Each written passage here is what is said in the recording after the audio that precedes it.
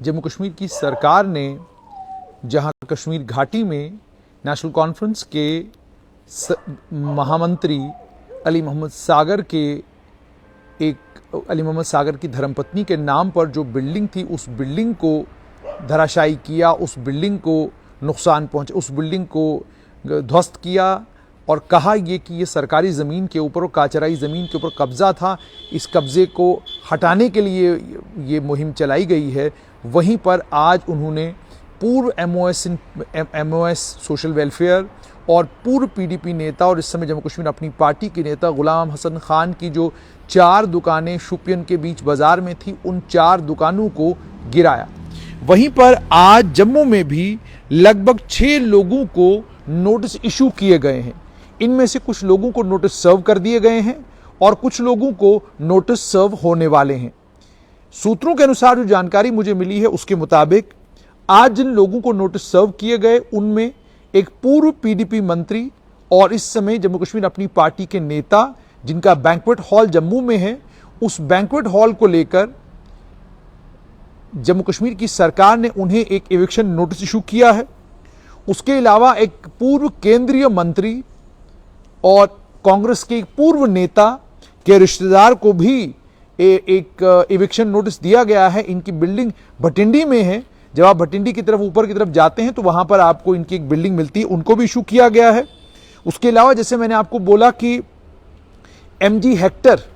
उन्हें भी notice issue किया गया है। शुहुल महिंद्रा को भी नोटिस इशू किया गया है। उसके अलावा सादिक मलिक और रशीद मलिक, इन दोनों को भी नोटिस इशू किए गए हैं। जहां तक मेरी सादिक मलिक से बात हुई, जब मैंने उनसे पूछा, उनके परिवार के एक व्यक्ति से मेरी बात हुई, तो उन्होंने कहा कि हमें 11 कनाल का एविक्शन नोटिस दिया गया है, जबकि हमारे पास कुछ मरले ज़मीन है, 11 कनाल हमारे पास है ही नहीं। दूसरी तरफ रशीद मलिक जो PDP के नेता हैं, उन्हें भी एविक्शन नोटिस इशू किया गया है और इस एविक्शन नोटिस में इन्हें ये कहा गया है कि आप इलीगल ऑक्यूपेंट हैं इस प्रीमाइसिस के, स्टेट लैंड के 3 कनाल, खसरा नंबर 886,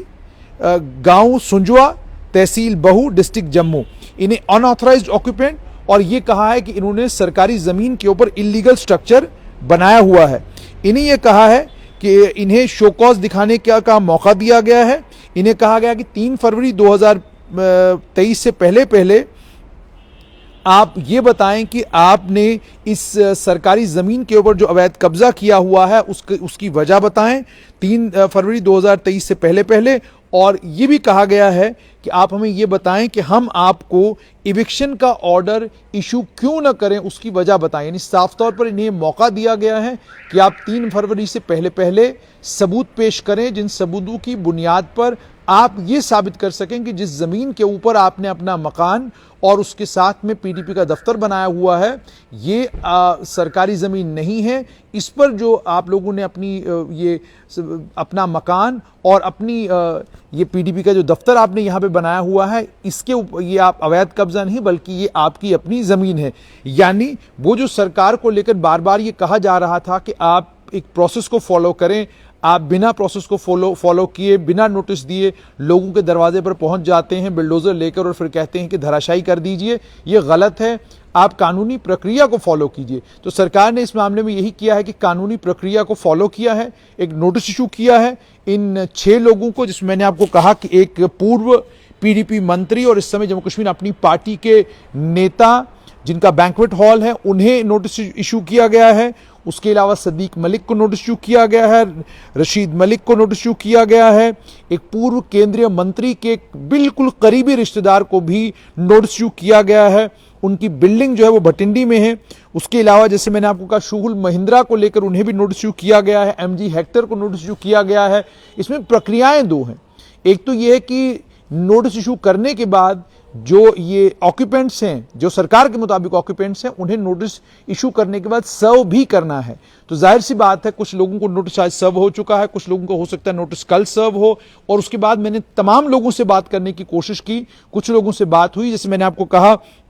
कि सदीक मलिक जो है उनके भाई के साथ मेरी बात हुई, तो उन्होंने मुझे साफ तौर पर यह बताया कि फिलहाल हमें नोटिस तो मिला है, उसकी जानकारी हमें मिली है, लेकिन नोटिस हमें 11 कनाल का मिला है, जबकि हमारे पास कुछ मरले ज़मीन है। तो जाहिर सी बात है उनसे बातचीत करने की कोशिश करेंगे ताकि पुष्टि हो आखिरकार जो नोटिस इशू किया गया है और जमीन पर क्या है, उनसे बातचीत करके ही मालूम पड़ेगा। रशीद मलिक का जहां तक ताल्लुक है, उनके भी परिवार के एक सदस्य से मेरी बात हुई। पहले उन्होंने ये कहा कि हमारे पास कोई नोटिस नहीं आया है, लेकिन बाद में रात के वक्त जब मेरी उनसे बात हुई तो उन्होंने कंफर्म किया, उन्होंने कहा नोटिस मुझे मिला है और हम अपने वकील से बात कर रहे हैं और हम लोगों के बीच में भी अपनी बात रखेंगे कि हमारी साइड क्या है, सरकार ने जो हमें नोटिस दिया है वो नोटिस किस हद तक सही है। तो बहरहाल जैसे मैंने आपको कहा, ये हैं नोटिस जो इशू किए जा रहे हैं। ये नोटिस जैसे मैंने आपको कहा कि एक परिवार को मिला है, जिन्हें ये नोटिस मिला है, उन्होंने ये नोटिस की कॉपी जो है मेरे साथ शेयर की है। इस नोटिस में साफ तौर पर यह कहा गया है कि whereas the undersigned is of opinion on the grounds specified below that you are in unauthorized occupation of the public premises mentioned in the schedule below and that you should be evicted from the said premises. Schedule of premises: state land measuring 3 canal under survey number 886 in State Village, Sunjwa, Tehsil Bahu, District Jammu, that you are illegal occupants in respect of above scheduled public premises, state land. Now therefore, in pursuance of subsection 1 of section 4 of the Jammu and Kashmir Public Premises Eviction of Unauthorized Occupants Act 1969, I hereby call upon you to show cause on or before 3 February 2023 why such an order of eviction should not be made.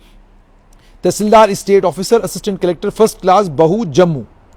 यानी साफ तौर पर इन्हें कानूनी प्रक्रिया का इस्तेमाल करते हुए Jammu Kashmir public premises eviction of unauthorised occupants act 1969 का इस्तेमाल करते हुए इनसे पूछा गया है कि आप ये बताइए कि आप सरकारी जमीन के ऊपर काबिज हैं, क्यों ना आपके खिलाफ कार्रवाई की जाए और क्यों आपको इस सरकारी जमीन से हटाया ना जाए। इसका मतलब इस नोटिस के इशू करने के दो मतलब है। एक तो मतलब ये कि आपको नोटिस इशू किया गया है, आपको एक हफ्ते का वक्त दिया गया है, इस एक हफ्ते में आप लीगल रेमेडी भी ले सकते हैं। आप कोर्ट का दरवाजा खटखटा सकते हैं, कोर्ट के सामने गुहार लगा सकते हैं और अगर कोर्ट आपकी फरियाद सुनती है, कोर्ट स्टे देती है या कोर्ट मामले को सुनने के लिए तैयार होती है तो वो एक रिलीफ मिल सकता है। दूसरा ये कि अगर आपके पास रिकॉर्ड है, आप अपना रिकॉर्ड जो है फौरन जो रेवेन्यू के अधिकारी हैं उनके सामने पेश करें और जो नोटिस इशूइंग अथॉरिटी है उसे फौरन जाकर अपना रिकॉर्ड दिखाएं, उन्हें रिकॉर्ड बताएं और अगर रिकॉर्ड से एस्टैब्लिश होता है कि जिस जमीन को लेकर आपको नोटिस इशू किया गया है इविक्शन का, वो जमीन वाकई आपकी है, वाकई आप उस जमीन के मालिक हैं,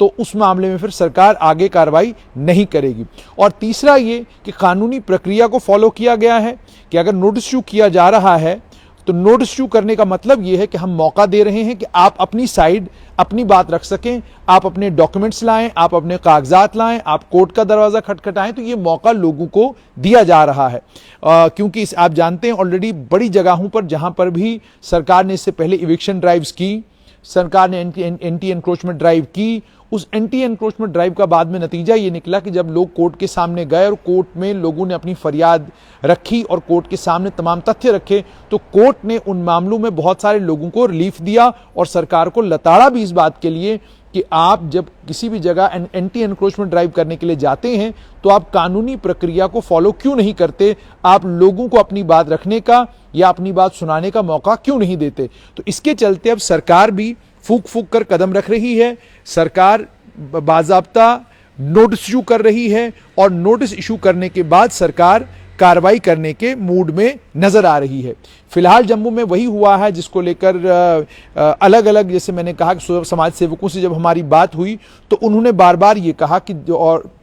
हम लोगों ने भी जब भी बात की तो हमने ये कहा कि जो ताकतवर लोग हैं शुरुआत वहां से होनी चाहिए, गरीबों को और कमजोरों को इसमें परेशान नहीं किया जाना चाहिए। तो जाहिर सी बात है सरकार जो है, ऐसा लगता है कि सरकार ने मन बना लिया है कि इन मामलों में सरकार कार्रवाई करेगी और सरकार ने कार्रवाई करना शुरू की है। लेकिन इसकी अच्छी बात यह है कि जो कार्रवाई सरकार कर रही है उसमें सरकार कानूनी प्रक्रिया को फॉलो कर रही है, लोगों को कागजात दिखाने का, कोर्ट का दरवाजा खटखटाने का या जैसे मैंने आपको कहा लीगल रेमेडी का मौका भी दे रही है, ताकि अगर उनके पास वाकई कोई कागजात हैं जिनसे ये साबित होता है कि जिस जमीन के ऊपर उनका मकान है, उनकी कमर्शियल एस्टैब्लिशमेंट है, उस पर उनके मालिकाना हकूक हैं, रेवेन्यू के कागजात उनके हक में हैं, तो वो उन तमाम कागजात को लेकर कोर्ट के सामने भी जा सकते हैं और जो रेवेन्यू के अधिकारी हैं उनके सामने भी आकर अपने कागजात दिखा सकते हैं और अपना जो कब्जा है या अपनी जो उनकी जिस ज़मीन पर वो इस वक्त बैठे हुए हैं, जहां पर उन्होंने अपना मकान बनाया है,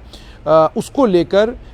जो कागजात उनके पास हैं वो पेश करके जो इविक्शन की प्रक्रिया है उससे वो बच सकते हैं। तो फिलहाल आज 6 लोगों को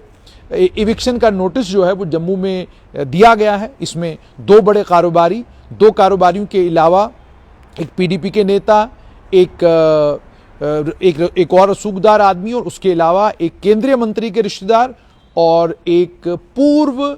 कैबिनेट मिनिस्टर और पूर्व पीडीपी मंत्री और इस समय जम्मू कश्मीर अपनी पार्टी के एक ताकतवर लीडर।